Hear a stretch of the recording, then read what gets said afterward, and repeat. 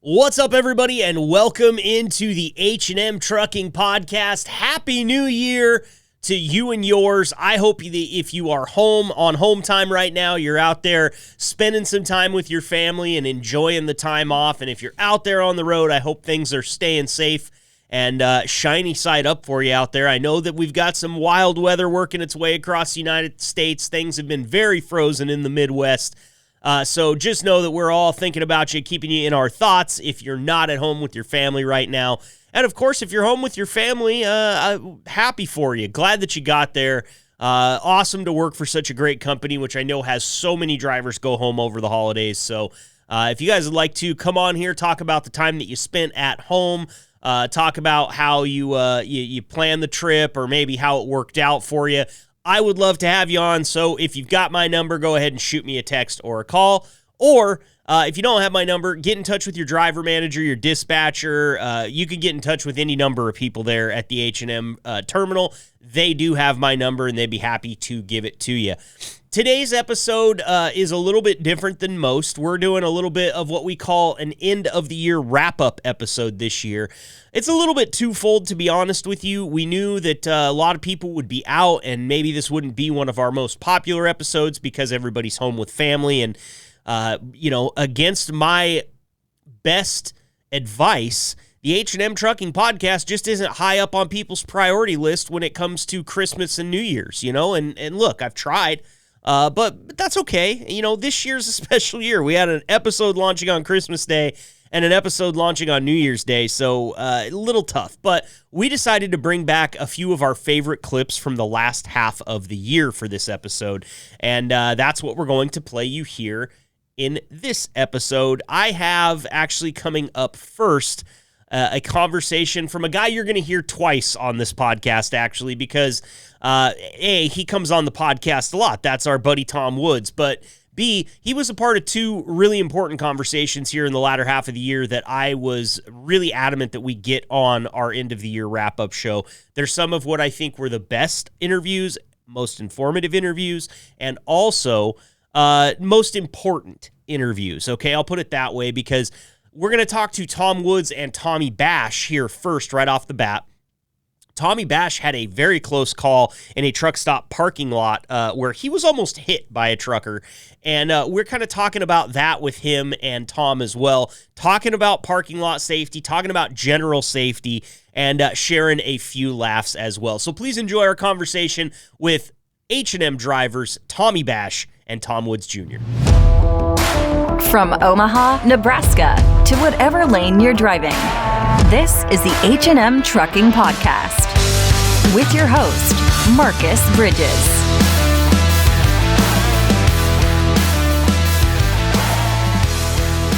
Joining us next here on the H&M Trucking Podcast, we got a couple of H&M drivers. We're going to talk a little bit of parking lot safety and just safety in general with. And, of course, also I'm joined here by my awesome co-host, Denny Stone. Denny, I'm excited to have this conversation not only with the drivers that we're about to introduce, but with you because I know that you had some hard, fast rules about the way that you operated in truck stop parking lots and some things that you would always be watching out for and stuff like that. So we're going to get to that here in a moment. But first, let's introduce our guests. He is a H&M driver on the van side, I believe. And Tommy, if I'm wrong about that, you can scold me. But welcome Tommy Bash to the show. Thanks for being here, Tommy. Yeah, I'm on the hopper side, Marcus. You're on the hopper side. I won't scold you. Yeah. I love to echo. My dad has a saying, Tommy, if I've got a 50-50 chance of being right, I'll be wrong every time. And that is really where I live in this world. So thanks for not scolding me. Welcome to the show. We appreciate you being here. How's Wilson Cactus doing? He's doing great, making some new friends and keeping me in line. And I'm trying to get him to cook dinner tonight, but I think he's going to pawn it off on me. Yeah, he probably will, man. It's got a little bit of a prickly attitude, that one. But, our friend Tommy here is the one that has Wilson Cactus in his truck. And if you haven't been following that on Facebook, it's a really fun follow. Wilson Cactus gets into all sorts of hijinks out there on the road. Meets a lot of great people, so check that out. Thanks for being here today, Tommy. Also joining us, I have, and I know that this one's on the Hopper side because he scolded me before, Tom Woods is back with us. Tom, thanks for being here, buddy. Woo-hoo. Yes, I love being here. Thank you, guys. No problem, man. It's always great to have you drivers on here. I want to start our conversation out by reading this article out of White Pine, Tennessee. And Tommy, you actually sent this to us. It comes from thetrucker.com. It says here, a truck driver has been arrested after authorities say he struck a fellow trucker with his rig at a Tennessee truck stop and then fled the scene. According to the news release from White Pine Police Department, 70-year-old John R. Emery Jr. of Chattanooga was arrested February 2nd and booked into the Jefferson County Jail in White Pine. He's being charged with leaving the scene of an accident involving death or injury. The report says that the incident happened January 12th at the Pilot Travel Center in White Pine. The victim, Gary M. Clark, 64, of Prattville, Alabama, was run over in the back parking lot of the travel center near the fuel island at approximately 6 p.m. The investigation showed that the truck that struck Mr. Clark was pulling into the fuel island, striking him with the front passenger side of the truck. The driver of that truck did not purchase fuel, but did go inside the store, purchase several items from the store, and leave the store about 20 minutes later and got back into his truck. It says here that other drivers had notified Emery that someone had been run over and that he needed to stay at the scene, but he decided to leave the parking lot and head south. So really, just a kind of a terrifying story from a trucker standpoint, I imagine. Tommy, the reason we're having this conversation is because you had told Sherry that you had a close call here recently, and I want to get into your story real quick because it's really sad about what happened to that guy, but from my short conversation with you setting this interview up, Tommy, it seems like this is a pretty frequent thing out there and almost happened to you the other day. Yes, it is. These drivers, they come into the truck stops, they don't pay any attention, they're on their phone or playing with their tablet or their GPS and not paying attention. And a while back, I always walk out far enough that I can make eye contact with the drivers or see if they're in the truck when they're fueling. You know, I have to walk past this truck that just pulled up, set the brakes, and I noticed something interesting. So I stepped back and took a second look, and this guy came through the fuel islands fast enough that the turbulence almost knocked my hat off. Wow. Had I not stepped back, I would have stepped right in front of him, and there's no way he'd have been able to stop. No, and you would have been gravely injured, if not killed, by that collision, I assume, Tommy. Exactly. At the rate of speed he was going, I mean, he just never slowed down through the fuel pump islands and off into the parking lot. I watch him. I shut down early. I'm an early riser and an early driver, so I'm in the parking lot early. I just kind of sit in the truck and watch with amazement. You know, about 6 or 7 o'clock, the Love's 500 race starts, and they just come. They can't pass anybody on the highway, so they're passing them in the parking lot, I guess. I don't know what's up with it. Scared somebody's going to get that spot they saw.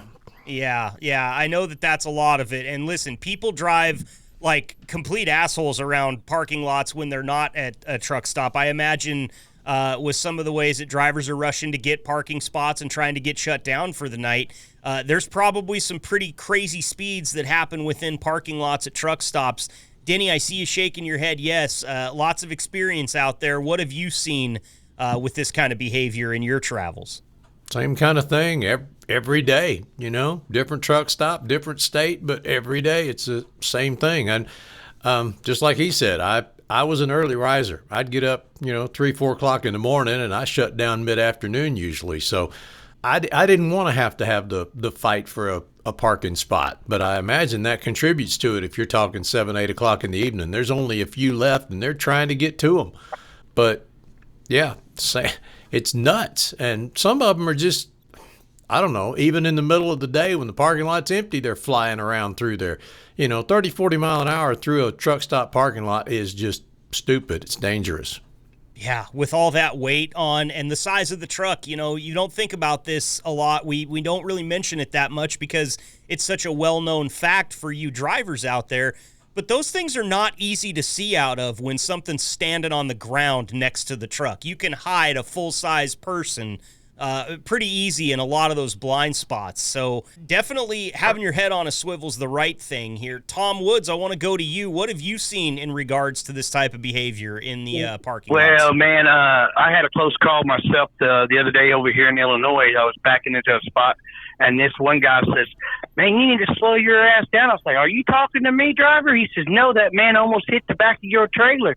And he took off, and I guarantee he was doing by the time he got to the street out there to turn in back on the highway, he was probably running 40 miles an hour probably. Wow.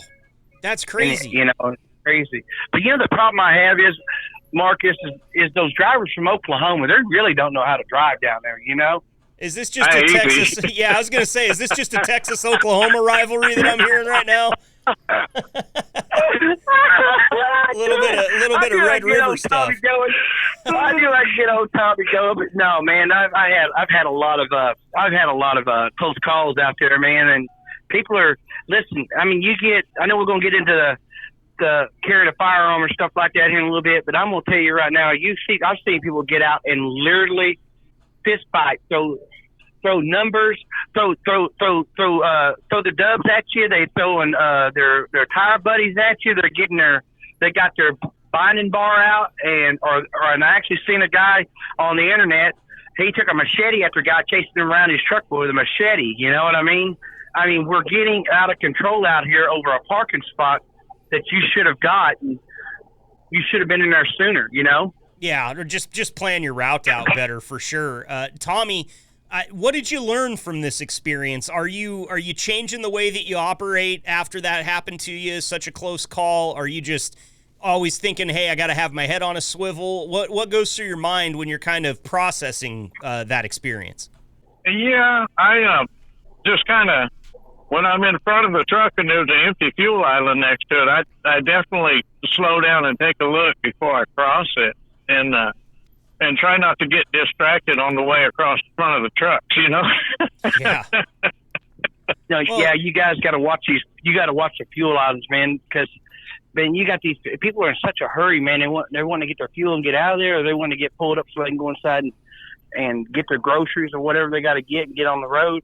I mean, and then you got people like me that I like to fuel and just get out of there, but I don't get in no hurry, man, because I heard about that guy getting killed over there when it actually happened, like a couple of days after it happened.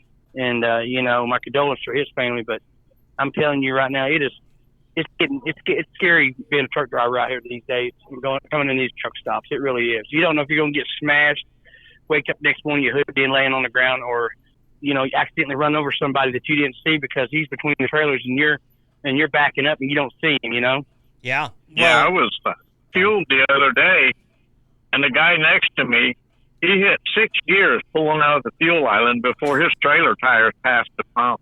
Wow. And there's no excuse for that. This morning I was sitting here eating my breakfast, and I look up in the parking lot, and I watch a truck pass another truck in the parking lot. The one that got past, he's doing 4 or 5 miles an hour, and this guy just blew by him, racing him to the fuel island. And I don't know. It's like the whole world is all about me, and the heck with everybody else, and it's pretty scary. I imagine trucking ain't like it used to be, Tommy. Yeah, well, what's that, brother? I said trucking ain't like it used to be, man. Truckers had an ethic out here. We had respect for each other and helped each other. That shit's gone now. There's no more of that. I know. I was a pump jockey at a truck stop in the early 80s, and the driver pulled in, and he said top it off, and he'd go in and take care of his business. And normally, once you got to know him, you fill him up, pump his tires, wash his windows, check all the fluids, and pull his truck ahead. When he come out, his truck was fueled and ready to go. Yep. And, now I guess I was practicing for being a truck driver. Yeah, you got to get good at that because you're going to be doing it all yourself, man. Well, Denny, I want to turn this to you here because I know, based on some past conversations that we've had, that you had some pretty hard, fast rules about the way that you operated when you were parked at a truck stop, getting some rest. So, talk me through it. What was your philosophy on walking between the trucks? No, didn't. only as a last resort, and even then, I did it very nervously and very cautiously for my safety. Had a friend years ago. He's no longer with us, but he was coming back from getting his groceries and stuff and had a bag of ice, and he hadn't even busted it. It was still a solid chunk. Got in between some trucks, and some guy was following him. Well, he got about halfway down, and somebody came from the other side. The two of them trapped him in there. Well, this guy was a Marine. He was about to kill both of them. He took that sack of ice and started busting heads. They had to pull him off of them. But that's just a prime example of why I don't walk in between trucks. Also, I always parked in the back of the parking lot. Back or the side, off to, away from everything, generally against a curb if I could, so that way I've only got trucks coming in and out of one side of me that could take off a mirror or whatever. Also, because there was usually grass there for Gilly, but I would walk all the way around. If it was a long way around, that's fine. I mean, I sit on my ass all day long in the truck. What's a few extra steps? I could use a little exercise. The only exception to that is if it was just terrible weather, pouring down rain, monsoon rain, or really, really cold and icy parking lot, something like that, I might try to get a little closer. But 99% of the time, I'm in the back corner of the parking lot. Like I say, I never walked in between trucks. Always heads up. I'm never looking at my phone. If you're calling or texting me while I'm walking across the parking lot, it's just going to have to wait until I get somewhere. Mark, I got pictures of that while he's in the back parking lot back there. Some girl, a tutu, I don't know, understand. I didn't understand that. But Dawn might be listening to this. Dawn might be listening to this. Go ahead and finish the story there, Danny. I'm sorry I put that out there. Down there in New Orleans. I'm sorry, Tommy. Denny's just shaking his head at you right now because he's. It's normally me that gets those responses out of him, Tom, but you got one that time. You got Denny shaking your head at you, man. I see that at me all the time here, so I get it. But Tommy, go ahead. What were you going to say about New Orleans there? Down there in New Orleans, if you're out walking around walking Bourbon Street or whatever, if you notice all the cars are parked on one side of the road, and you can tell the locals from the tourists because the locals walk on the side where there's no cars because they hide in between the bumpers of the cars, and when you walk by, they'll jump out and mug you. That's crazy. Wow. I mean, Tom, that is crazy. When I was talking to you setting this up, Tom, you told me about a similar story, a friend of yours that got jumped in between trucks. Wasn't that the case? Oh, yeah. I don't know if Danny, I don't know if you remember it, Tommy, I don't know if you remember, but in Texarkana, there used to be a truck stop over there on Kings Highway in 59 called Triple J Truck Stop. There used to be a nice little restaurant there. Okay, so my ex-wife's uncle worked there, and he ran the little tire shop there at night. Well, he heard some riffraff going on behind this trailer, and the guy's screaming. Well, he walks around the corner. Next thing he knows, he's picking himself up off the ground. Don't know how long he laid there. His cheekbone crushed in, his eye socket cracked, and he had to go have lower eye socket whatever you call it. Yeah, reconstruction. Reconstruction. There you go. Help me out here, guys. I'm tongue-tied a little bit. But and he had a broke nose, and he laid there and had blood for don't know how long. And he was actually able to get up and walk into the truck stop with his shirt on his face, and they took him to the hospital, and he was in the hospital for a couple of weeks for that, and never found out who did it or anything. Wow. So be careful getting yourself into a situation that too. Right. I think that's kind of some of the advice that comes from Denny's anecdotes there is that you, Denny, were always trying to keep yourself in a spot where that potential was at its minimal amount. Like you're getting yourself away from everything, you're getting up against the curb, you're getting out in the back 40, and I imagine keeping to yourself out there and just keeping your head on a swivel, it sounds like. Yeah, well, you want to plus being cautious. Like for instance, when I opened my driver's door, there were two things sitting right there. My flashlight and my tire thumper, which was a big wooden stick with a solid metal core. So I could grab those at any moment. Also, this was attached to my belt. Oh, is that your K-bar? That's my smaller K-bar. The other one was strapped to my seatbelt. My seatbelt, the thing that pokes up from the floor, the little mount the thing. buckle there. Yeah. So I had this one attached to my belt in a Kydex sheath, and anytime I was in a, like having to walk to the truck stop or something, I took that snap off. So this thing, it comes out just like that. It's fast, and I don't know if you can tell, but it's sharp. Well, I would assume you're not packing around a dull knife for self-protection there, Denny. Otherwise, we got a whole other conversation we've got to have. No, and then this one that I basically used for cutting tomatoes and stuff if I was cooking, but it was in the truck too. Fortunate, proud, happy to say I never had to pull them in any kind of a dangerous situation, but they were there. Right, just in case. I think more of it is how you carry yourself. Heads up, eyes open, looking around, checking your surroundings. Don't walk in between trucks. You make eye contact with somebody, it's like the schoolyard bully. He's going to pick on the weak one. He's not going to pick on, the guy that's walking around checking things out. I don't know. Enough said. Yeah, well, no, because it kind of brings us to the next part of this conversation, which is, we've talked about having your head on a swivel and making sure to be aware of your surroundings and just being cautious and careful. But there is a personal protection side of this that comes in. And Denny, you just showed off, if you're watching the YouTube video there, you just got to see a couple of Denny's very nice and very sharp K-bar knives. And that was his choice of personal protection when he was out in the truck. Tom, I know that you are a proud concealed carry license holder and that you do pack a firearm in the truck. Is that correct? Absolutely, I do. And first of all, talk to me about the safety involved with that, because I know that you're very experienced. You're a former serviceman yourself, but you keep that gun in a secure location where only you know where it's at, and it's it's in a safe spot. It's not just sitting on your console. Right, and if you go to the yard, H&M yard, this goes for all drivers. Get you a lockbox, unload that thing. That makes sure there's no round in the chamber. Lock it in your lockbox along with your ammunition and put that lockbox where nobody can find it. Gets in there to do your service or move that truck around if you're ever doing that. But yeah, safety's number one thing. I don't mess around my gun. It's clean. It's ready. It's locked, cocked, ready to rock. Is all I can tell you. But it's in a secured place. I don't want nobody knowing where that's at. That's just.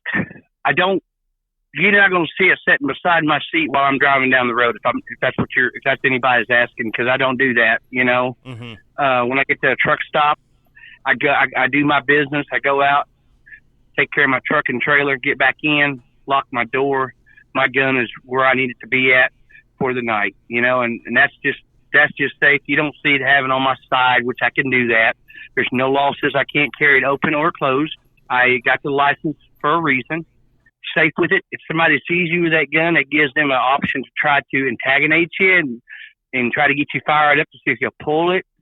And I don't let that happen either, because like I said, I got like Danny said, he had a stick beside his driver's seat. So do I. Yeah. And I had to pull my stick out over there in Council Bluffs, Iowa, at the Sapp Brothers, because a guy backed in my trailer trying to take off and do a hit and run.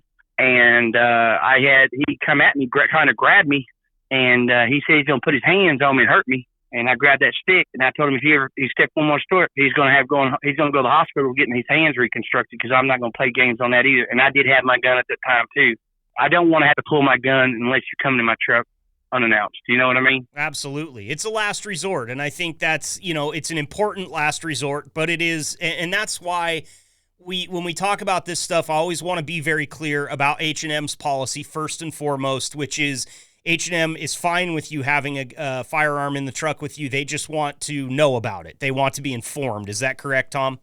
Yes, sir. Yes, sir. They want to be informed. And if you can get a concealed carry in your state, and if you don't have to, you can still get it, because other states require you to have that.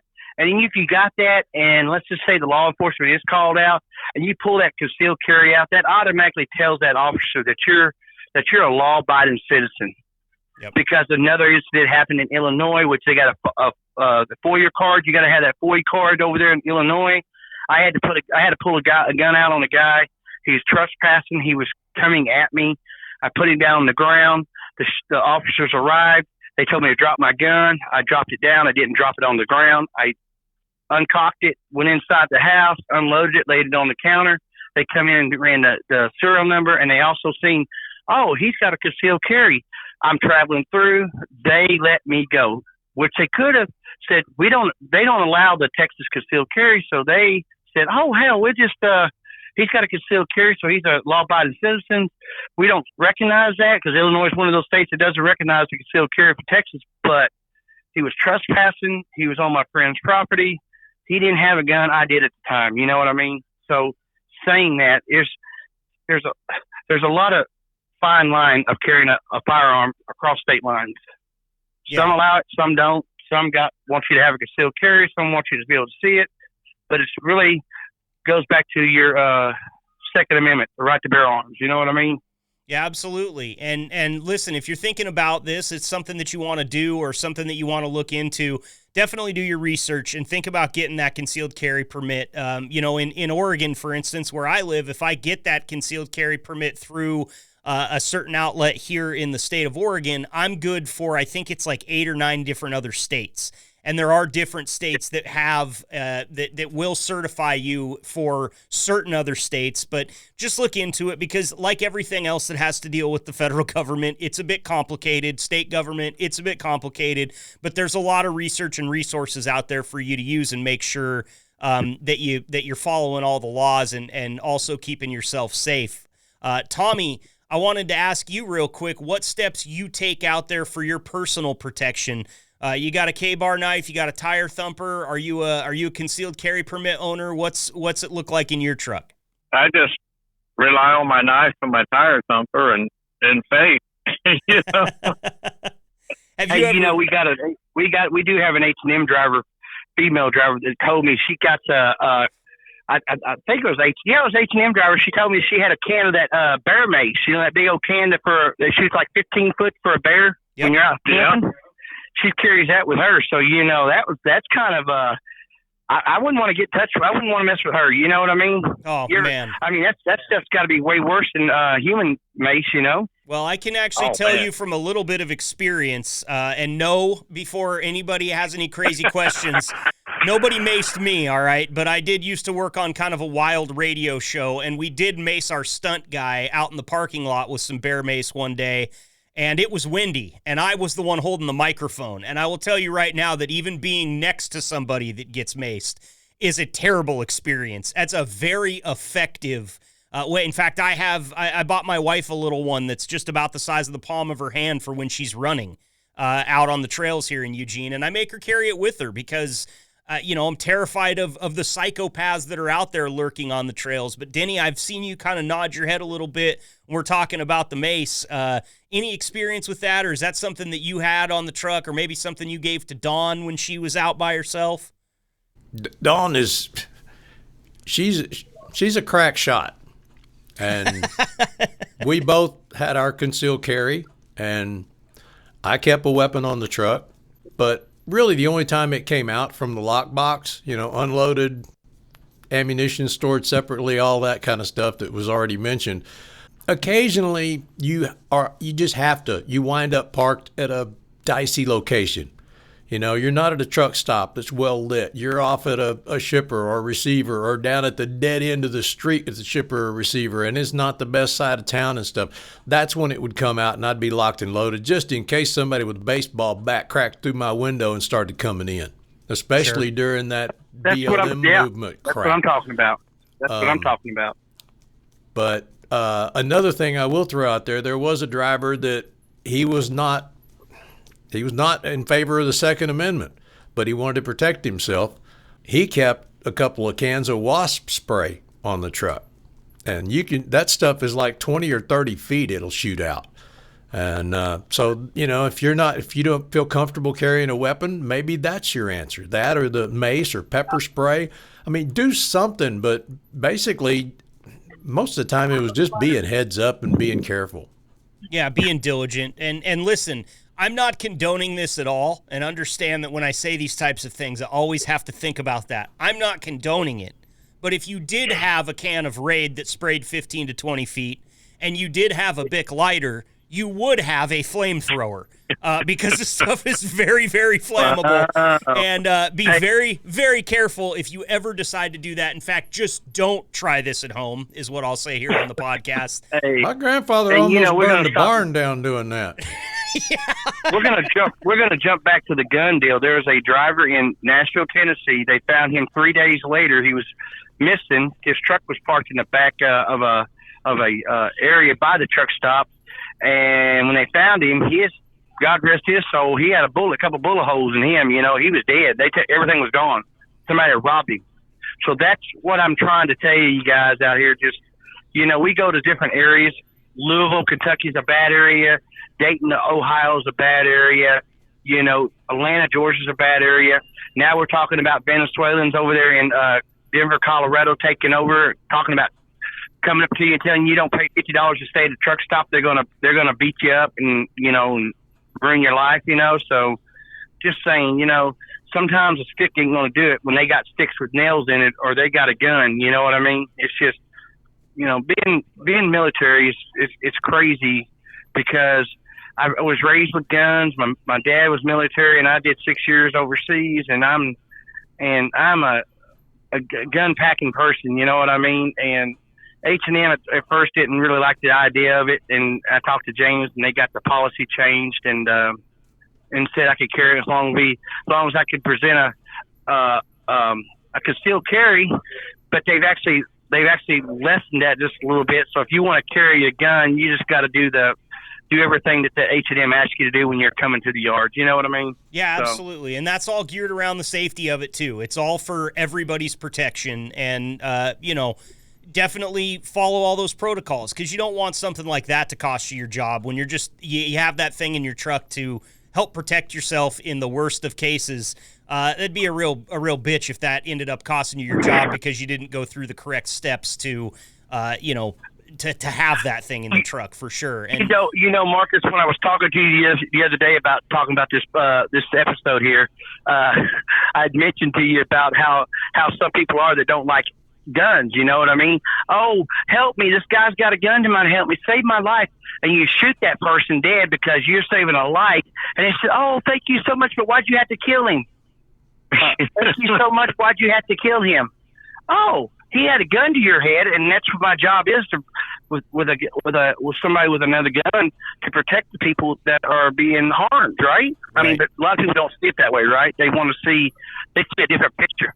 It's like you could have done something different instead of taking somebody's life, you know what I mean? But well, it's split-second decision-making we're talking about in a situation like that, and you don't always have time for your heart to bleed for everyone.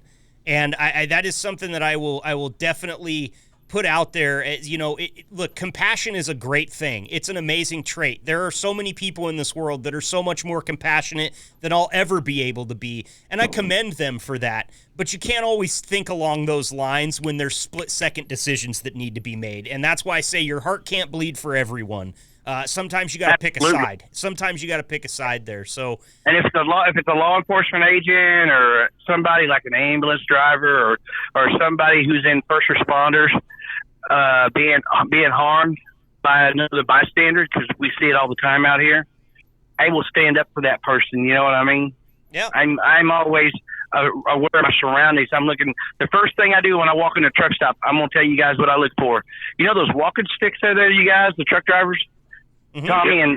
Tommy, you know, you see those big walking sticks? That's the first thing I'm looking at when I come into a truck stop, or something I can grab just in case some idiot at the counter's got a gun on somebody or a knife pulled on somebody, so I can take their head off. You know what I mean? Well, I might recommend knowing where the ice machine is, because it sounds like from Denny's little anecdote there that a bag of ice in the right hands can be quite deadly. So if you ever get hit with a bag of ice, come on, man, that shit hurts, okay?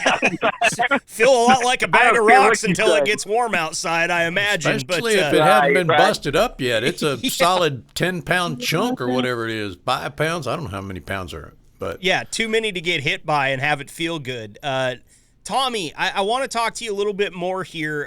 We've heard some stories from Denny and Tom seeing some wild stuff at the parking lots. Do you have any stories like that? I mean, obviously you almost got hit by a truck the other day, and that was the main reason we brought you on. But Have you ever seen the parking lot brawls? Have you ever seen people fighting over parking spaces or anything like that in your travels? Not really. I've seen some heated arguments and stuff, but they fizzled out. That's good. That's good. When you sit there and watch that stuff, are you like me where you're like, I'm going to watch until this finishes. I just want to know where this goes. Or are you more of a draw your curtains and stick to yourself type of guy?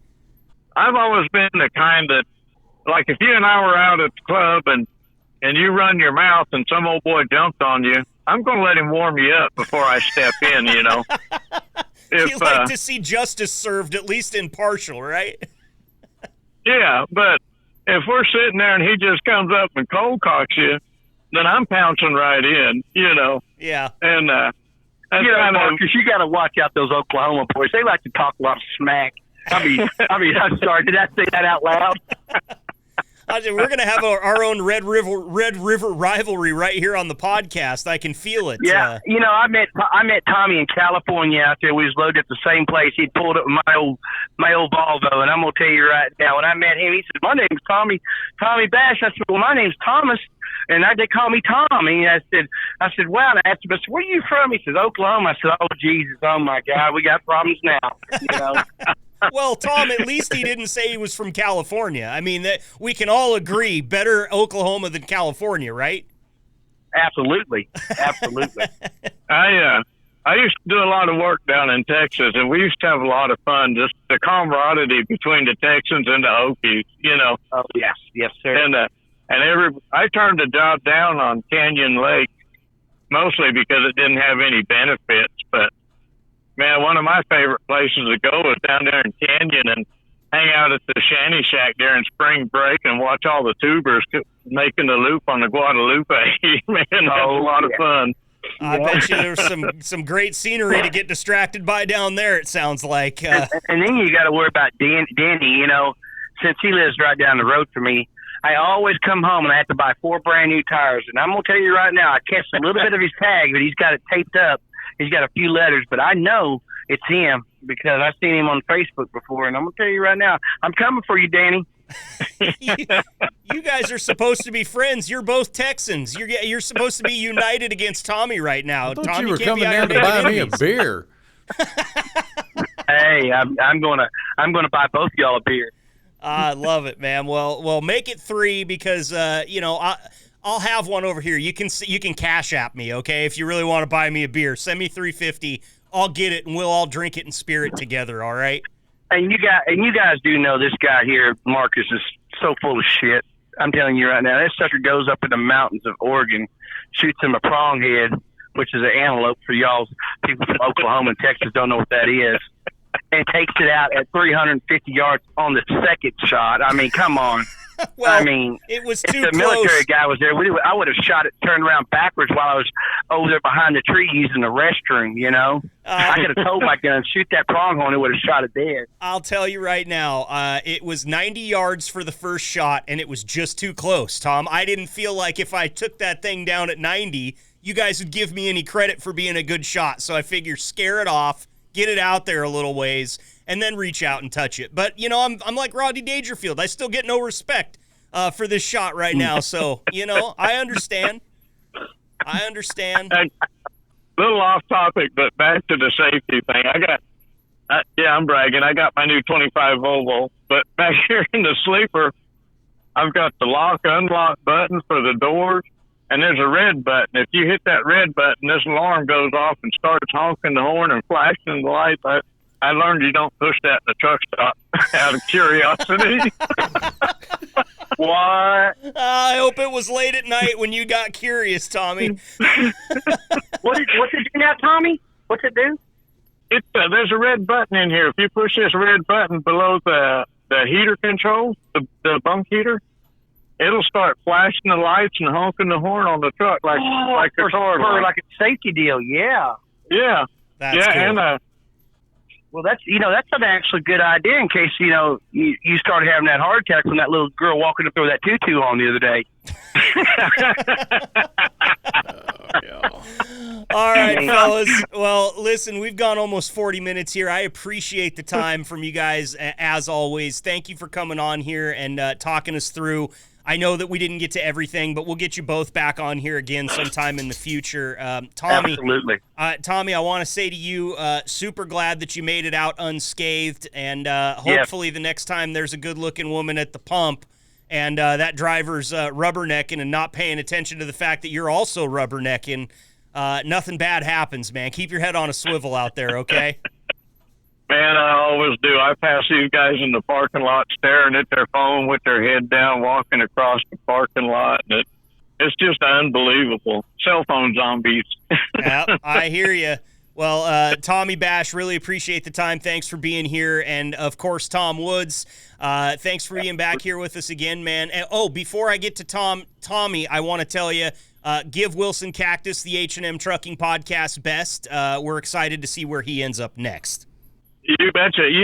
I think he kind of favors Denny a little bit with his headphones on and that big goatee and stuff. You know? I can understand. I understand. I have a face for radio, and I've been told that for the last 20 years of my life. So I get that for sure. Tom Woods, as always, my friend, thank you for being here, man. It's always a pleasure to get you back on here. Yes, sir. I enjoyed it. All right, fellas. Well, you guys be safe out there. Keep the shiny side up. And until we talk to you next time, just keep putting the miles on, fellas. Absolutely. You betcha.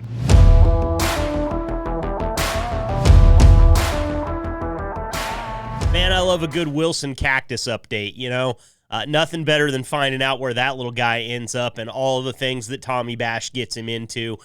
Great conversation there with Tommy Bash and Tom Woods Jr., and next up, another clip that we have coming up for you actually comes from episode 83. This episode was titled A Chat with a Trained Chef. Really fun one here. We brought on H&M driver Erik King. He'd been wanting to come on the show for a while. We didn't know he actually has some, formal training as a chef in his past, and so we thought, let's get him on here. Let's talk about all of the things that we can do in the truck to kind of make things easier on us. And a lot of this episode, you'd think we were only talking about recipes here, but really what Erik got into was outfitting the cab of your truck for being able to cook a multitude of meals in there. It's a really cool interview. He and Denny have some great tips, and we do also share some recipes and some things that we like. So it's a great one. It's about food. That never hurts anybody's feelings over the holidays. Enjoy mine and Denny's chat with Erik King. All right, we got all the business out of the way, Denny. It's time for us to have a little bit of fun, and I think that this next interview here, this next topic, is right up your alley, as we know that you were big on making your own food in the truck. You were not a guy that liked to buy food while you were out on the road, correct? Well, it wasn't just buy food, but what food was available. It started with when I first started driving. I was on the truck with my trainer, and he looked like a beach ball with arms. And that's what he ate. He ate the fast food. He ate junk food. He had, cookies and crackers and snacks, everything within arm's reach. And I just made a conscious decision. I wasn't going to let that happen to me. And so, I would eat a hamburger from time to time, but it was more rare and where I could get a good hamburger, not the outfit that just recently, had poisoned onions or whatever that was. Oh, yeah. Gosh, yeah, that was kind of crazy. Well, we've got a driver here that's been hitting us up for a little while trying to get on the podcast to have a conversation with us about cooking in the semi-truck, cooking on the road, and we finally found some space for him, so we brought him in today. Please welcome H&M driver Erik King to the show. Erik, thanks so much for being here, man. We appreciate the time. Hey, thanks for having me, guys. What's up? Not much, man. We're happy to have you here because I understand that while, truck driver, guy that makes some good food in the truck, you actually have some, bona fide chef training under your belt. Is that correct? Yes, I started before the military, and when I got in the military, I got on to the culinary chef team when I was in Fort Polk, Louisiana, and I was able to have a chance to meet Wolfgang Puck, who was one of my heroes along with Gordon Ramsay and Emerald. I love cooking, okay? One thing gets people together more than anything in the world is food. Mm-hmm. It doesn't matter what religion, what background you have, what food, the ethnic background, we all can get along with food. Now, if it's nasty, then we won't get along. But Oh man, we've had Petro food. Come on now. Yep. We have actually in the very early days of this podcast, we had one of my former co-hosts drive down to a Petro and pick up a Thanksgiving dinner in a clamshell and eat that live on the air and give us a review. Was not his favorite meal. I can tell you that right now. I might as well have Taco Bell. At least it cleans out your body. If you know what I mean. Exactly. A little bit of a flush that goes on there. So Erik, what do you have in the truck as far as things that you can cook with, things that outfit your truck and make it into a bit of a kitchen on the road? Because I always think about, you guys that share your recipes on the Facebook page, or I see them just, in the Facebook feed, or I see them on forums, on Reddit and things like that. You guys make some amazing food in there, but I also understand that the truck doesn't necessarily come completely outfitted for you to do that. There might be some things that you need to add to it to give you that capability. So what type of stuff are you running in the cab there that you're cooking with, Erik? Well, first you got to have some type of table, because I personally seen drivers use seats and your bed. That's not a good idea. Mm-hmm. So have yourself either a TV tray, so maybe an overlap table, or something that you can have something put on top, first of all. I recommend a skillet, because you can use a skillet for anything. Now, if you are price crunching, you can get it for $20 right now. They're on sale at Walmart or Target right now because of the holidays. You can get it for $20. Get yourself a good skillet. You can get yourself a good burner, either electric or gas, but I don't know how the company is with the gas part, but you can get electric, a 1 or 2 burner. You get utensils on the cheap side, or you go, Bed Bath & Beyond ain't around. Target, Walmart, that's where I normally shop at. Because we all got worried about prices, especially with inflation going on, as it affects all of us. Yep. One thing I carry a lot, and a lot of drivers do this as well, is a slow cooker. Oh, yeah. Especially with the winters coming up, the best time to have, you can have your stews, your soups, your chilies.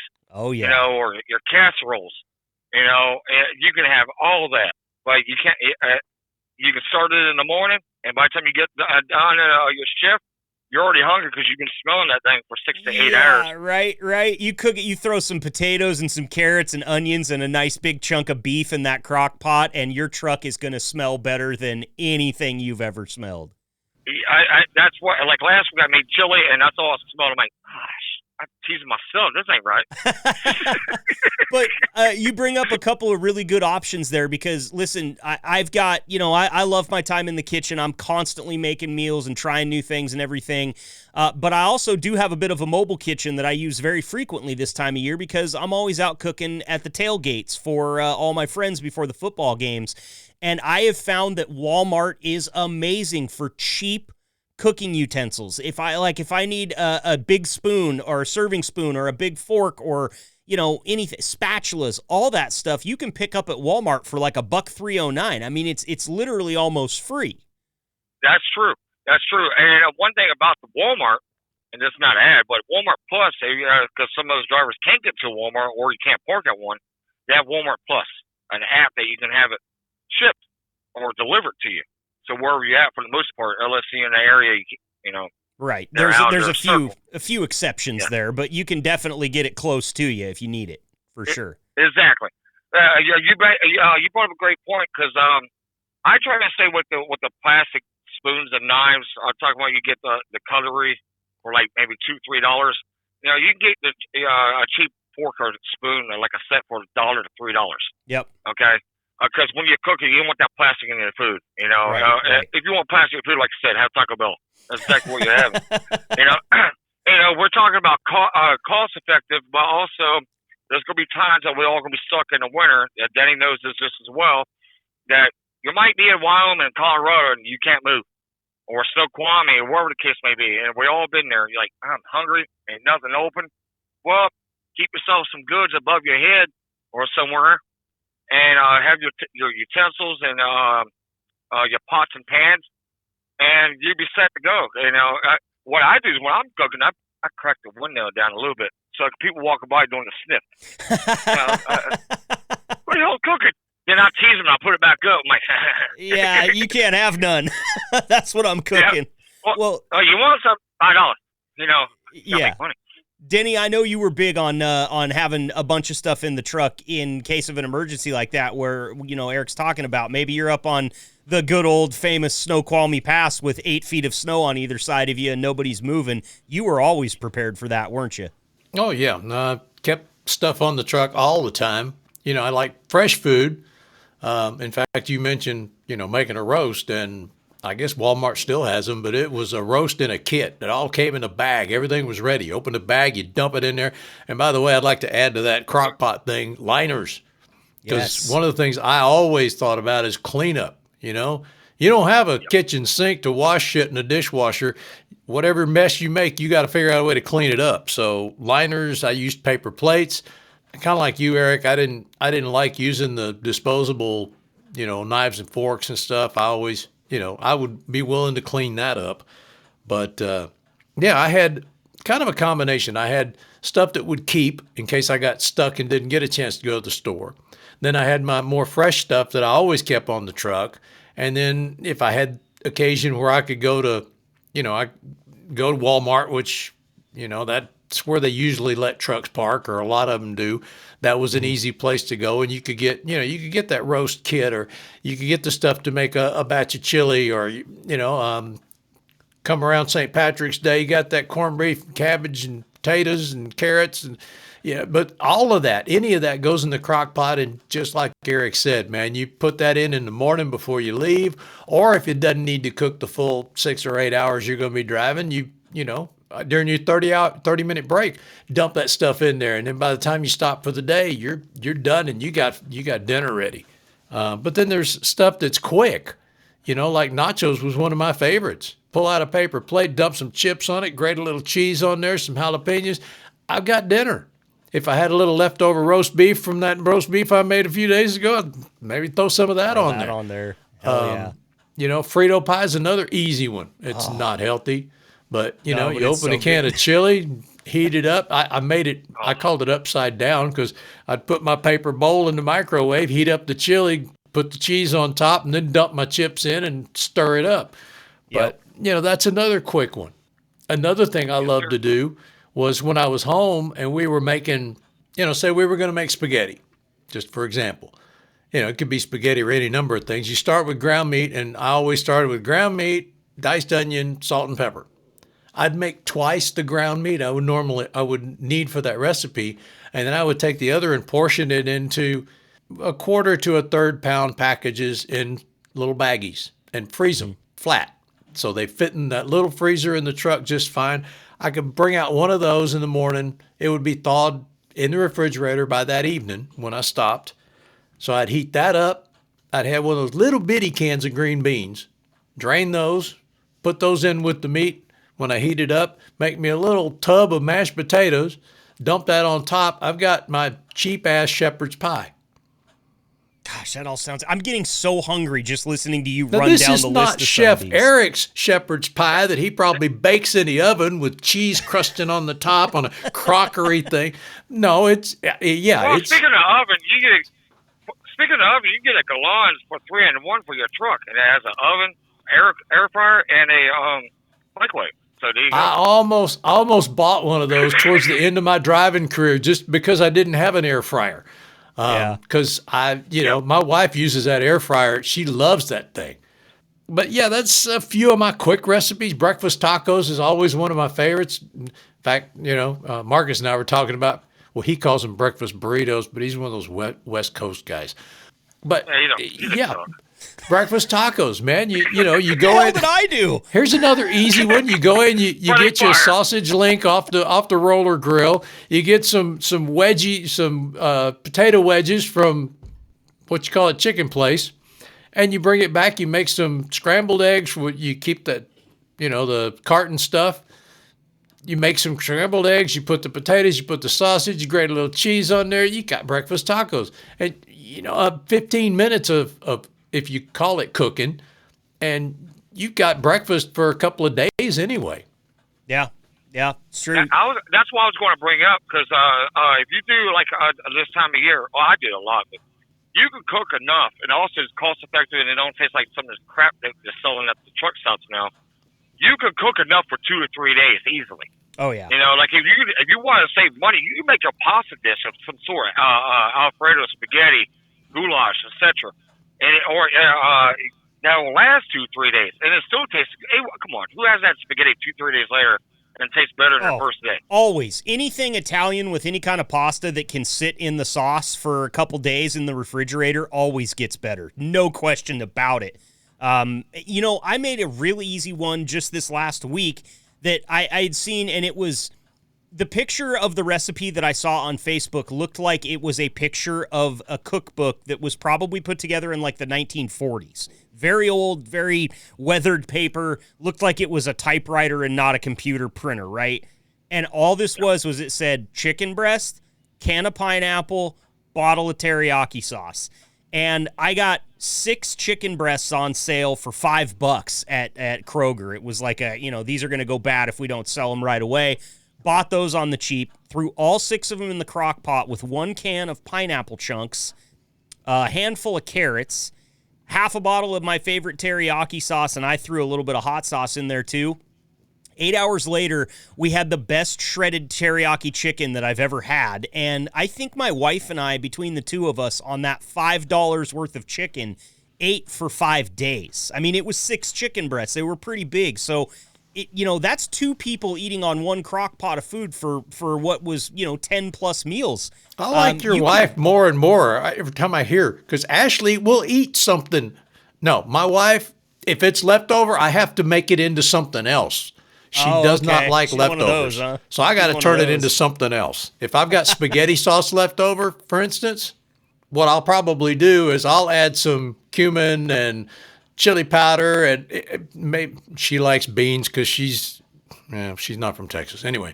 So I'll put some beans with it, and she'll have chili. Okay, so she makes you. If I had the shredded chicken, I'd have to take that teriyaki chicken and add some spices to it and turn it into soft chicken tacos or something. Oh, I feel you. We actually did teriyaki chicken quesadillas one night, and it was phenomenal. Las finas comidas. It was so good. So, Erik, I know you've got some recipes too. Denny and I have been sitting here rattling all of ours off. He's the chef. We should shut up and let him talk. Yeah, right. I know. This is like if you watch Kitchen Nightmares and Gordon Ramsay just let the guys that were failing in the kitchen continue to fail. It's just me in the background yelling, "It's raw!" Yeah. Calling me and Denny an idiot. Bam! Sandwich. Yeah. Bam! Get out! F off! Get out of my kitchen! Yeah, you knob! I cannot get enough of Gordon Ramsay calling people knobs because I know what it means. That is my dream, to be honest with you. I want to get on Master Chef or not Kitchen Nightmares. I don't want that. Hell's Kitchen, maybe? No, that'd be awesome. Just to get cussed out one time, like. Right.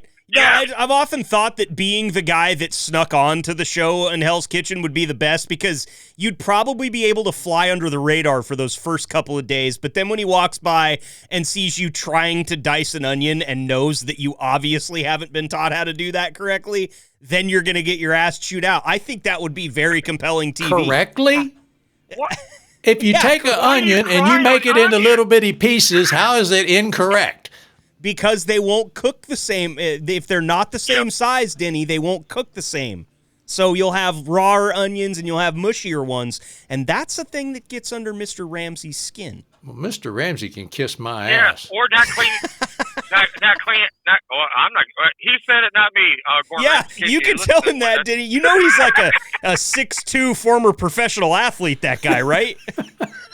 No, I Denny wasn't doesn't aware of care. that. He's a Marine. Yeah, Denny doesn't care. He's also worth $500 million. He can sell us. Yeah, he could buy us too. We're for sale, man. Everybody's got a price. He can buy me.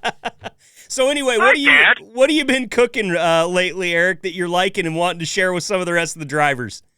Well, there's peanut butter and jelly. That's great. Oh, that's a good one. It's always a standby. Yeah, delicious. Yeah, just fry it up a little bit. I got a couple recipes. I'm trying to look up for the one I got because I put one on the curve last month. Yeah, cheeseburger soup. Oh, I love a good cheeseburger soup. Man. And now I'm getting hungry now, man. Can we go? Yeah. Yeah. Well, I mean, I'm surprised you That's don't what already I'm have going to something do when we going. get through here. Yeah, me too. Well, I do, but I'm hungry now. Thanks. I got this bacon chicken tender thing you can make. It's called barbecue bacon cheeseburger meatballs. Ooh. Okay. Walk us through it. You know, well, if you have a Galans, if not, you can fix it up differently in your skillet. Yeah. I put it on the oven for 400 degrees, and I put ground beef, breadcrumbs, Parmesan, cheese, onion, parsley, egg, garlic powder, Worcestershire, or Worcestershire sauce. I don't know how y'all say it. Yeah. Salt and pepper. Mix it together, make a ball. Use your finger, put an indent in it, and put bacon and cheese in the middle, then roll it up. The bacon and the cheese is in the middle. Oh, wow. That sounds amazing. Yeah. You could put that either on mashed potatoes, if you like gravy, or you can make plain buttered garlic potatoes, or some white rice. That stuff was cheap, but simple, but it's delicious. Oh, I bet. I mean, you were going kind of Bubba Gump on it there with all the things that you can do with it, but you could throw those things in the air and I'll just come flying by and catch them in my mouth, man. That sounds so good. That's what she said. I'm sure she did at some point in time. We're talking food, everybody. This is PG. Hey, gotta love the H&M Trucking Podcast, right? Yes, we love it here. You did say something about balls. Yes. Well, it's small enough. Don't worry about it. Meatballs. Meat. Yes, balls. meatballs. Thanks, Danny. Now I'm sorry. Now I'll go work for what were those other companies? Swift. Oh God, we're not allowed to say that's a 4-letter word on this. We're gonna have to bleep that out now. Thanks. So what else you got? Okay, meatballs. What else? Yeah, we have balls. Let's see. What's the other one? Well, that's meatballs. What am I gonna do with you two? What am I gonna do with you two? we talked about a meatball recipe, and all of a sudden you both turned into third graders. Can we move on from balls? Balls. We're getting chastised by Marcus. This is a bad day. Yeah, see how far you've gone?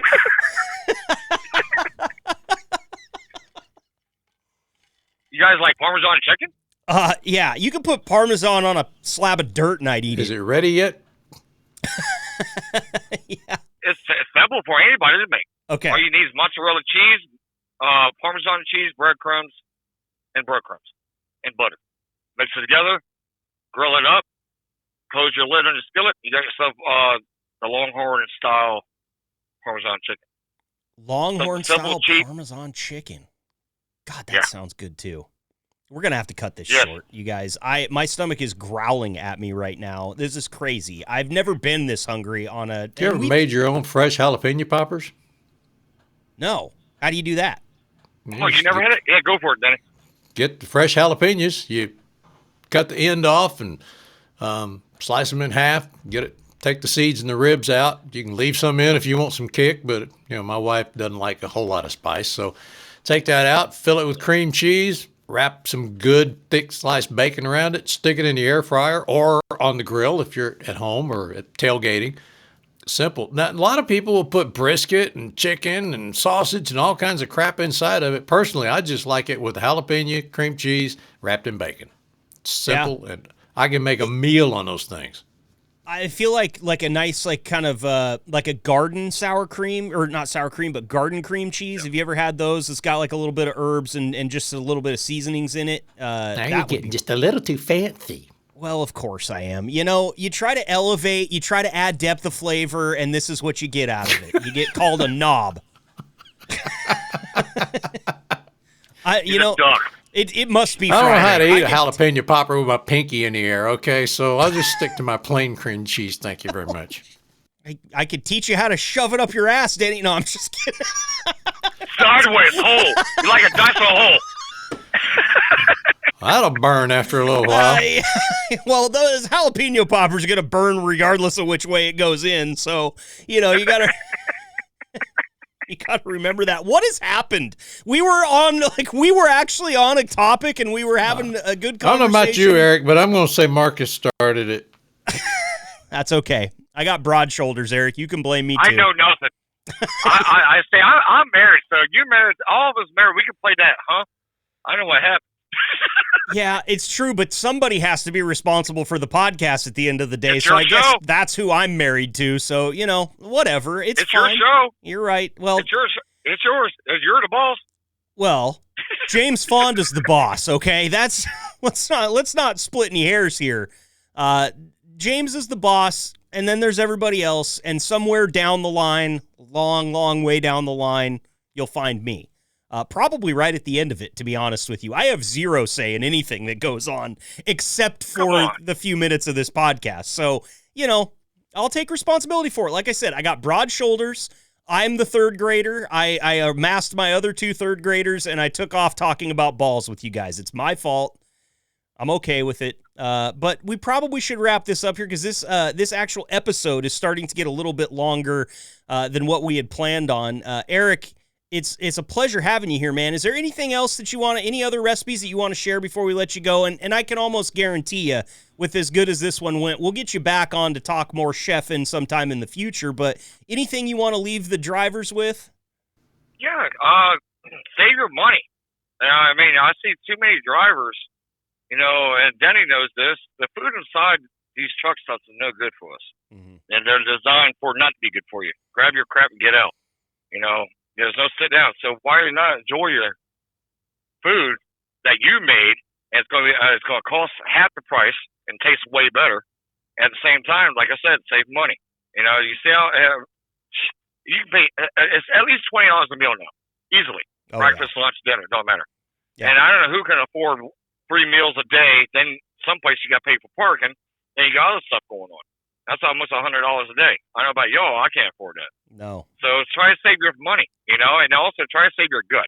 Because he's right. There's a lot of bowling balls with arms walking around us, and they have a hard time breathing when they're walking, and that's why they're parking at the field line. And I use the park in the back so that way I can roll down my windows and tease all the drivers going, and then roll it back up. Especially when I make bacon, because he doesn't like bacon. Bacon gets everybody. Yeah, bacon gets everybody. Well, well said there on a few different fronts. You save money now and you make food in your truck for these next 5 years. You think about the doctor bills that you're going to save on because you're not eating all of that processed garbage. You'll save money even further than what you think by cooking in the truck and eating some good fresh meals. And, I'm sitting here looking at Denny, at your age, retired, you're in some of the best shape I've ever seen, man. I know you go on 5-mile jogs still, and a lot of that is probably attributed to the fact that you ate well while you were out there on the road for as long as you were. And I think that you probably are a testament to how healthy you can stay well into your golden years. What? You're making fun of my age. About 80? I wasn't trying to make him sound like that, but I realized when I was saying that I was making him sound like he had one foot in the grave. And Denny, I don't think that about you, but I'm sorry it kind of came off that way. No, I've been looking at talking about. He's looking for some hearing aids, actually. So my wife likes to walk behind me, get in the kitchen, and then say something to me. I'm like, what? You need hearing aids. Speak up, just stay in the same room, I'd be fine. Well, Erik, maybe there's a reason I'm behind you. I don't want to hear you. I gave Denny a chance to do this here a couple weeks ago, something that is normally my job, but I pawned it off on Denny, and he had a little bit of fun with it. Would you like to go ahead and say our tagline, since we got to wrap this episode up? We're out of time right now. There's no time for Denny and I to come back and do another segment. So thanks for being here. Thanks for listening. Thanks to Eve Essery. Thanks to, of course, Erik King. Thanks to Ryan Holm and Zach Beckman as well. We had a great episode here. Erik, if you would be so kind, can you give the people out there the tagline? Oregon ducks suck? Oh, wrong one. Not the tagline I was... I guess Damn. I deserved that, Denny. I guess I deserved that. If you when the cat's away, the mice will play. Is that what they say? Something like that. He meant that thing about cheeseheads. Stay fresh. Yeah, go ahead. Hit me with it one good time, one real crispy one. Stay fresh, cheese bag. I thought he was going to go with duck suck again. I thought he was going to get me twice there. Erik King, Denny Stone, we appreciate you guys as always. We'll see you all next week. Thanks for being here. Appreciate it, brother.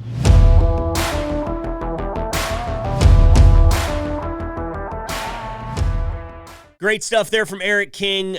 Fantastic guy to talk to about food stuffs, okay? And we're going to get Erik back on in the future as well. He is very excited about being on the podcast, and we're excited to have him. Great information there from Erik, and love that clip. Man, I love it when we get to talking about cooking on the road. It's not something that I have done a lot of in my life just by virtue of the fact that I'm not a truck driver. But as you guys know, we talk about it on here all the time. I tailgate for all the Oregon football games, so I'm always outside cooking.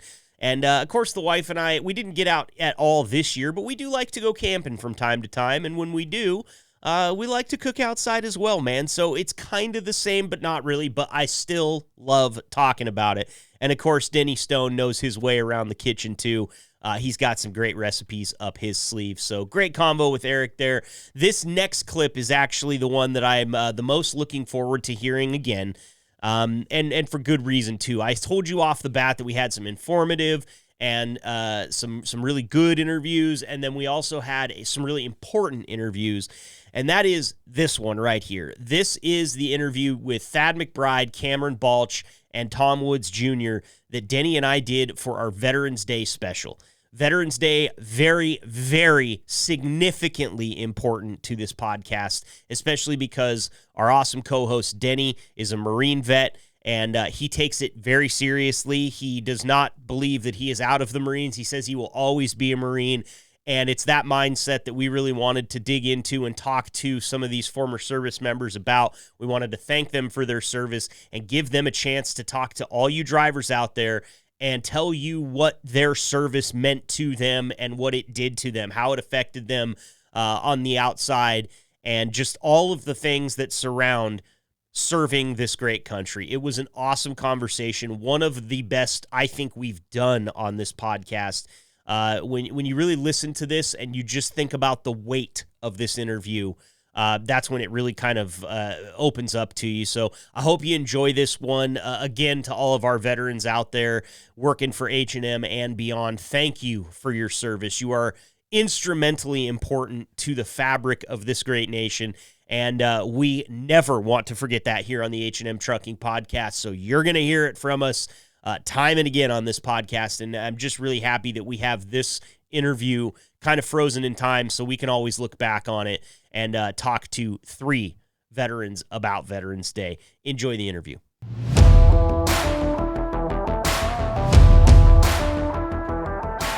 Great stuff there from those guys, Denny. It's always fun to just have a conversation. You know, I come up with some questions because there's things that I genuinely want to know. I'm genuinely curious, and that's where the questions come from. I think you just want to push Tom's buttons. A little bit. Look, Tom and I have developed a great relationship, so yeah, pushing his buttons is something that sometimes I'll do a little bit, but things at the get same boring, time, just give him a poke. yeah, just jab him a little. But at the same time, I'm glad that this podcast can be a place for that, especially here on Vets Day. You know, I think that just from my perspective, you military vets have a very unique perspective on this, and you get to have that because of the sacrifices that you made. And I'm glad that Tom wants to speak his mind here. Listen, we might have to edit a few words out, but the sentiments are still there, and that's what's important. So really appreciate Thad, Cameron, and Tom all for coming on here to the show and speaking their hearts. It means a lot to us, especially here on Veterans Day, so we just appreciate it. Now, we did get to talking to them so much, Denny, that I have not got a chance to ask you one question that's been burning in my mind since the beginning of this very long episode. You have a hat on right now that I know is a Marine's hat because I can see a Marine insignia on it, but it also has a semicolon and the letters IGY and the number 6 on it. What does your cap mean? I know there's significance behind it. There is, and the IGY6 is I got your 6. And of course, that started back in the military. And that works for military first responders. It just means I got you back. You know, 6 o'clock. It symbolizes a commitment for looking out for each other, watching out for each other.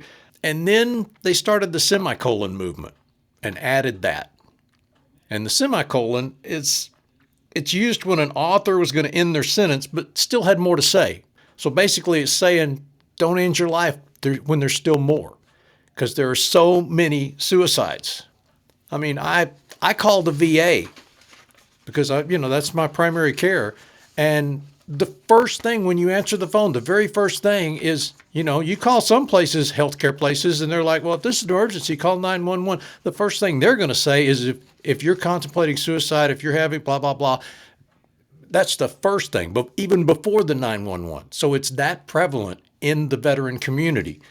The VA, the Veteran Affairs Office of Mental Health and Suicide Prevention, in their 2023 annual report, now this is data from 2001 to 2021, so a 20-year period. This is not a fluke. It says if you're concerned or someone experiencing depression or suicidal thoughts, their advice is learn the signs of someone who may be at risk. That may be changes in behavior, mood swings, outbursts, loss of interest in activities that, things that they love, things that they've been interested in for a long time. Reach out to someone you think may be struggling and trust your gut. If you reach out and just touch this, say, hey, I was thinking about you today. It's not going to hurt anything. You might save their life. They might be sitting there with a bottle of whiskey in one hand and a gun in the other, and that phone call might make a difference. Just to touch on that, Denny, real quick, and I know you've got more for us here, but I want to drive that point home. You just don't know how far a gesture like that can go, because you never know what the person that's receiving the gesture is going through on the other side. And you mentioned something there. Trust your gut. I will tell you right now that I have gut feelings all the time about everything that happens to me during my day. But when I have a gut feeling that has to do with somebody very close to me, I can tell you right now that the accuracy of said gut feeling is like 95%. It's something that goes on inside of us that we don't understand. When a loved one is going through it, something clicks off in our head, and some of us probably realize it and other people probably don't, and that's okay. We don't understand it, so we can't tell you exactly how to harness this. But if there's ever been a good piece of advice when it comes to worrying about the people that you love and whether they're doing okay, trust your gut. That's a great little piece of advice there, Denny. Yeah. And like I said, you don't have to be an expert to have a conversation. You don't have to even talk about the issue. You don't have to talk about them being suicidal. All you have to do is let that person know that at least one other person in this world cares. Yep. And that could make the difference. Connect with those who are struggling with help. 988 is the Suicide and Crisis Lifeline. You'll be connected 24/7. And by the way, if you like this hat and you want one just like it, I'm sorry. I tried to find one a few years back. I was still on the road at the time, and the only ones I found just didn't grab me. So you probably heard of Iowa 80. Yep. The world's largest truck stop. Well, they've got a custom embroidery shop inside that giant truck stop, and that's where I got this made. I picked out the hat, and they made it for me. Perfect. So you can get one of those just like what Denny's got on if you're watching the YouTube video right now. And it's a good-looking hat. It's kind of beige on the top. It's got black and beige on the bill. It's a low-profile hat, which I'm wearing a low-profile hat right now for like the second time on this podcast. You probably didn't even recognize me without my eyes under that big white flat-billed thing. But I'm wearing my H&M Trucking American flag hat today for good reason. So if you want a hat like Denny's that's cool, head on over to Iowa 80 and get one embroidered. Just take them a picture of Denny on this video, and they'll be able to do that for you for sure. Did you have any more foundations real quick? I know you had some other stuff that you wanted to get to. I don't want to step on your toes here, but I also do want to tell the drivers about some places where they can get some free stuff on Veterans Day or maybe over the weekend. Well, because I have a list. Me. I like free stuff. I know TA and Petro used to always have a free meal on Veterans Day. Absolutely. I am going to post this link for you guys on the website. And once again, the website, podcast.hmtrucking.com. That's where you can go see all the pictures of all the vets that sent in pictures. And I think that as we're recording this right now, which is in advance before Vets Day quite a bit, we're already pushing over 20 drivers that sent in pictures to go up on the website.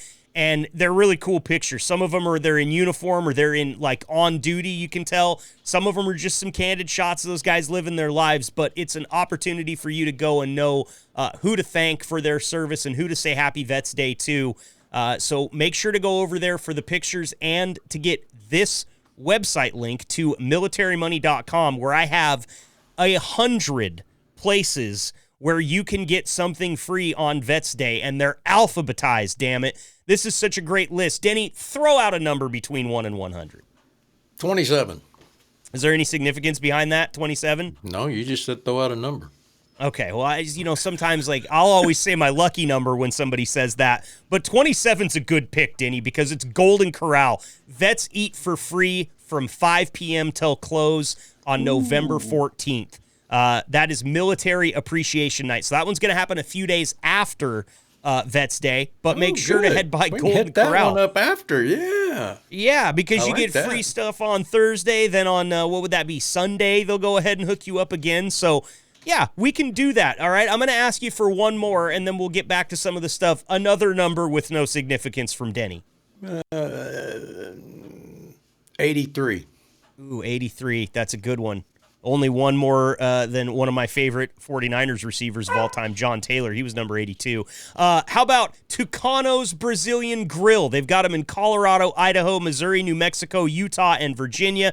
You can get a free churrasco meal with the purchase of another churrasco meal or a half-price meal available for solo diners. This is November 9th through the 11th, so 3 days that you can stop by Tucano's Brazilian Grill. This is for veterans and active duty.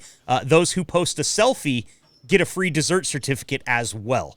You see what we're doing here? We got 100 of these. So back to the also important things that you were talking about there, Denny. Well, have you ever seen one of these? We called it a unit coin. In recent years, I hear people call it a challenge coin.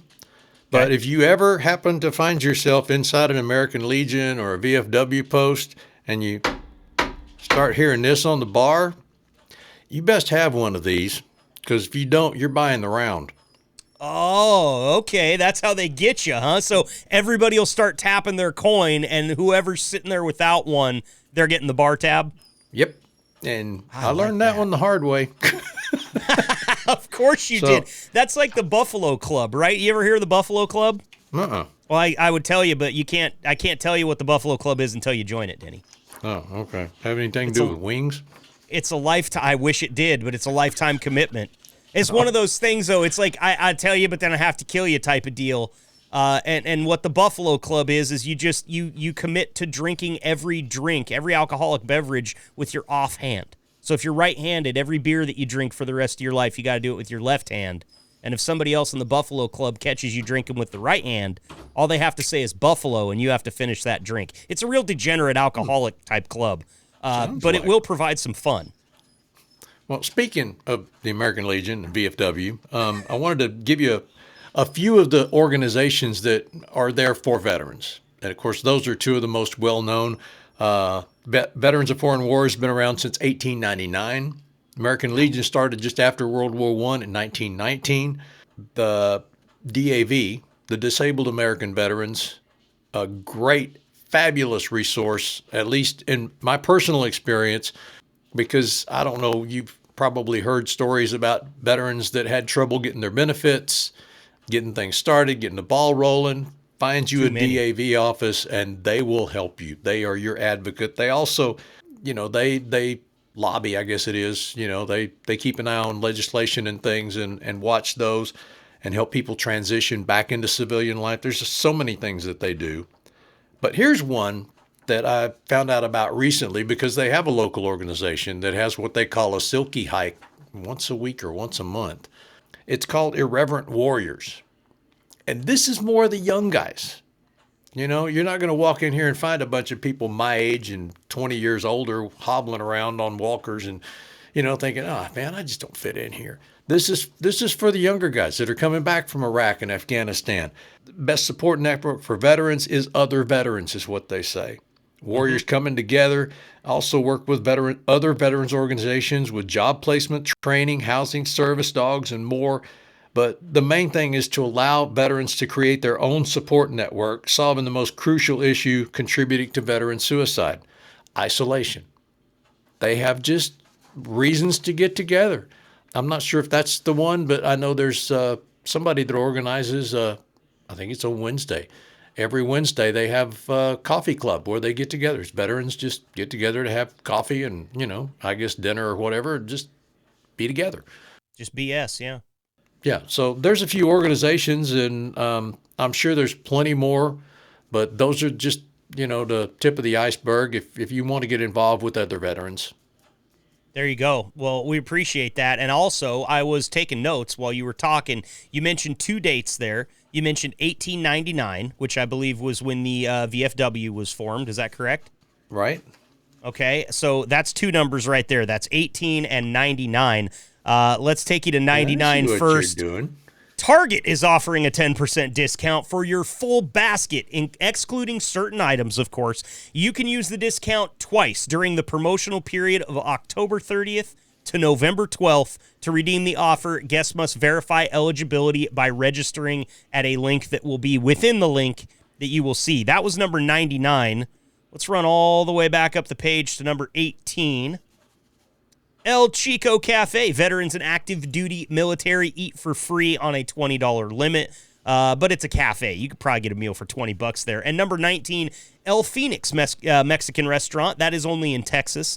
You get a free taco dinner for vets. Yeah, free taco dinner for vets out there. I like that. And you know what? Another organization that you didn't mention, since we were kind of touching on this a little bit earlier, is Mission 22. There's science out there or stats out there that will say that 22 veterans a day commit suicide. And since we were talking about this earlier, I thought Mission 22 would be a good one to bring up as well. They have put $13 million of funding into programs. They've served 6,165 vets and families. They have over 4,000 volunteers. And just to give you a little bit of what the mission is, it says at Mission 22, our commitment could not be more personal. Mission 22 was founded by veterans. Most of our staff are veterans, spouses of veterans, or have immediate family members who have served in the U.S. military. We provide extensive personalized support and resources to help veterans and their families thrive. There's a ton more over there on their website, mission22.com, but this is another great organization that aims to stop this kind of pandemic of suicide that has hit our veterans in this country.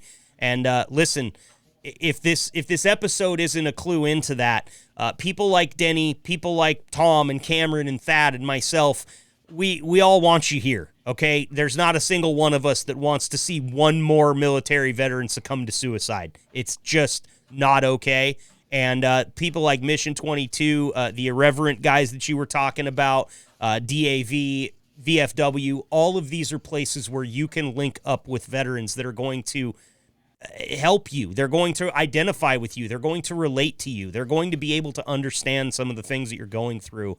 And I just hope that if you're out there and you're struggling and you're listening to this podcast by chance, that you'll give a chance to one of these things, or at least, call one of us, get a hold of Sherry, get my number. I'm happy to talk to you. Send us an email. I know, Denny, I see you shaking your head. You're in agreement. If there's a vet out there working for H&M that wants an ear, tug on mine or Denny's. We'd be glad to have a conversation with you.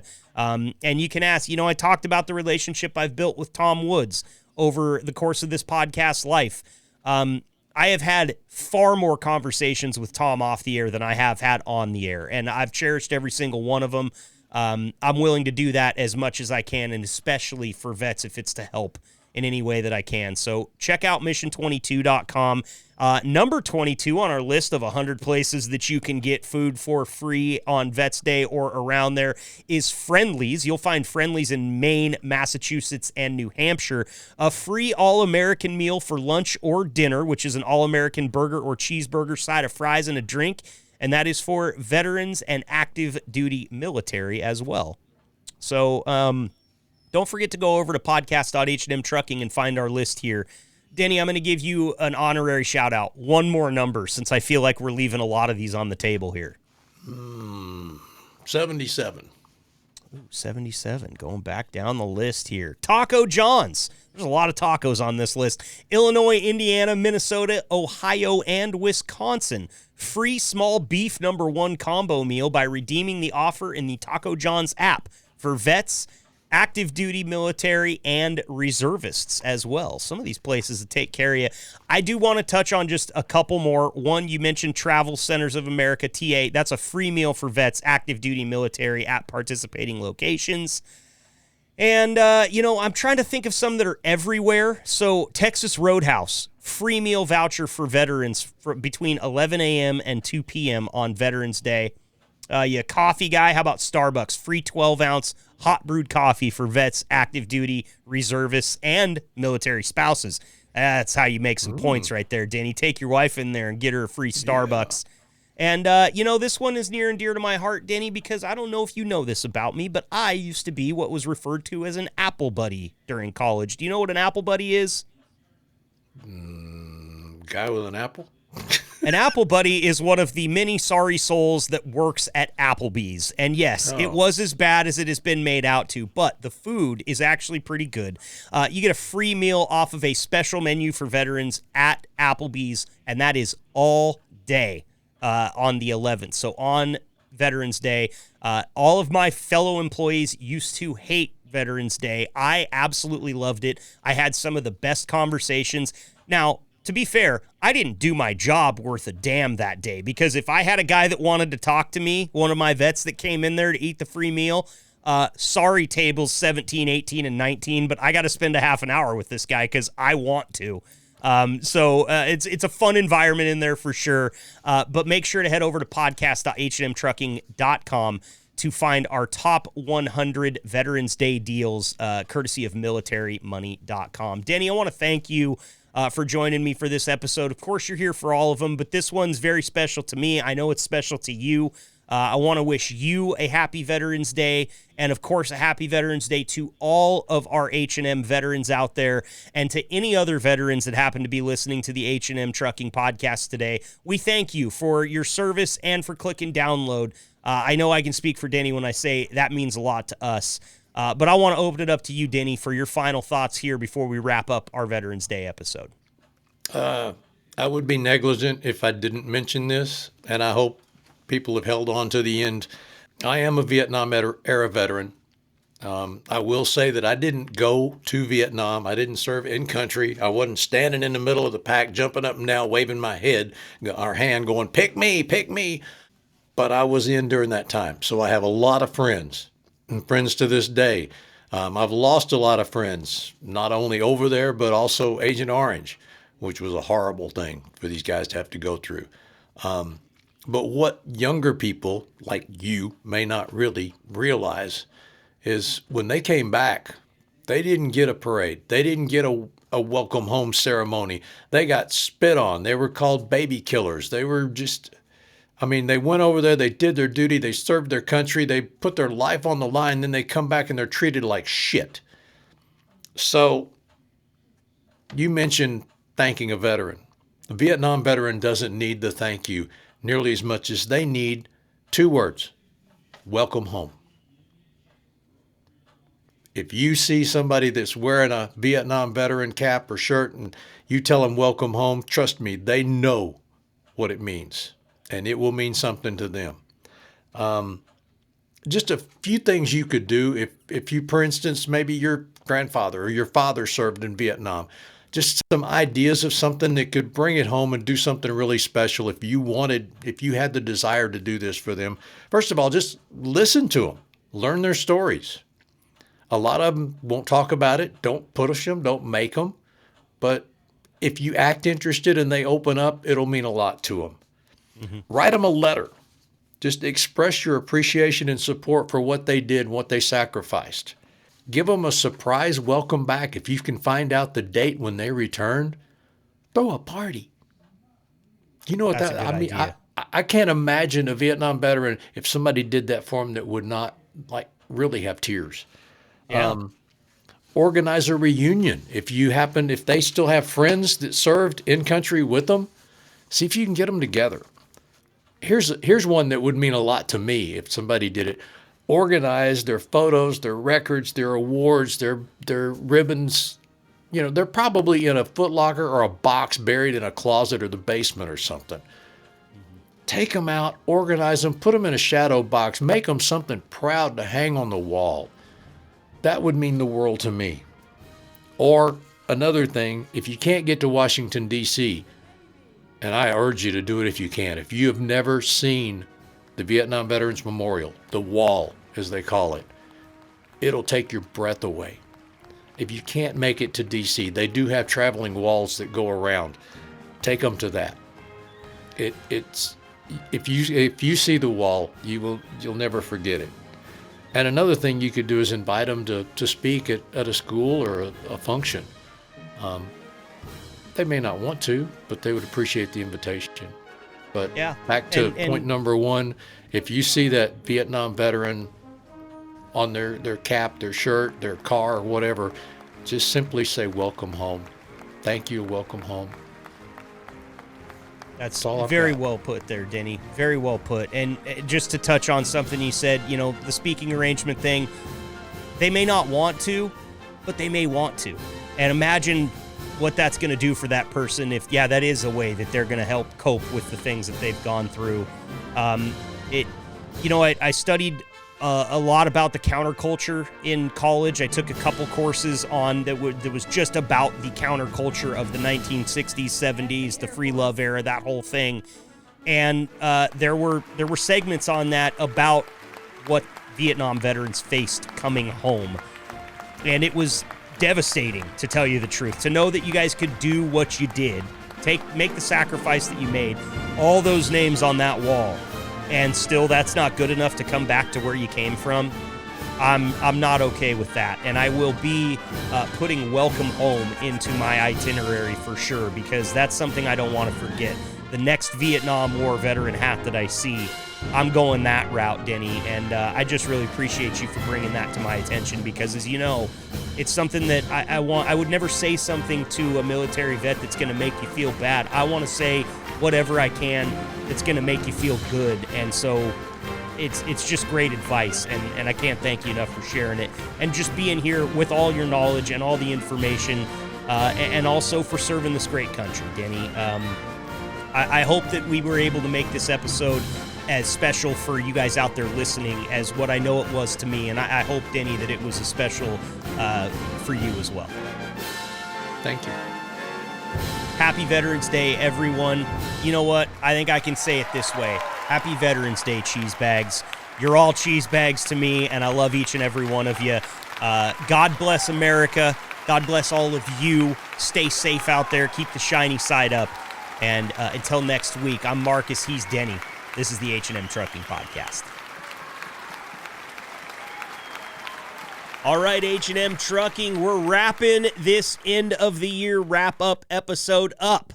I can't believe that I got through that without falling all over myself. But yes, the end of the year wrap-up episode has come to a close. We are on to bigger and better things in 2025. Happy New Year to all of you out there. Please go over and check out our website. It's over at the H&M homepage. You can find it there by going to hmtrucking.com. My brain totally farted. First one of the year. New record for how quick that happened. Podcast.hmtrucking.com is where you want to go to find our website. There's all sorts of great stuff up there. The web team's constantly updating it. It's a fantastic website. Anything that you want that has to do with the H&M Trucking Podcast can be found right there. Once again, podcast at hmtrucking.com. I'm out of here. Enjoy the rest of the day. Enjoy the rest of the year. Let's have a safe one. Let's have a successful one. Let's make all the money. Let's drive all the safe miles. Let's take our cactuses on trips, and let's cook some great food in the cab. I'm looking forward to 2025 with all of you, H&M. I hope you're looking forward to it with me. We'll see you next time. Happy New Year, cheese bags. Stay safe out there.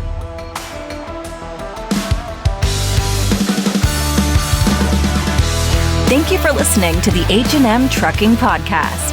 Please leave a review, subscribe, and connect with Marcus over at the H&M Trucking social media channels. And if you're considering a job at H&M, find us at hmtrucking.com. Until next time, stay safe and ahead of the curve drivers.